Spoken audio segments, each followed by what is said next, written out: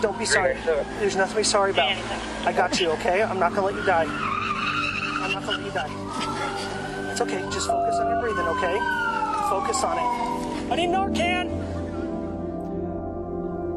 I'm Corporal Scott Crane from the San Diego County Sheriff's Department. My trainee was exposed to fentanyl and nearly died.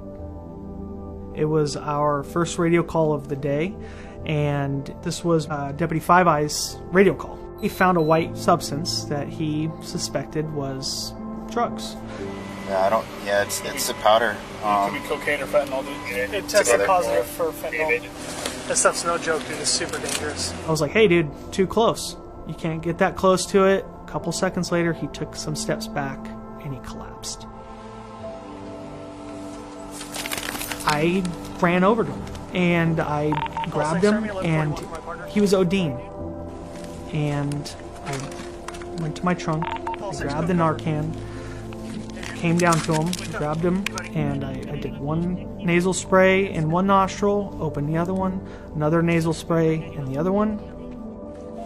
I remember just not feeling right, and then I fall back, and I don't remember anything after that.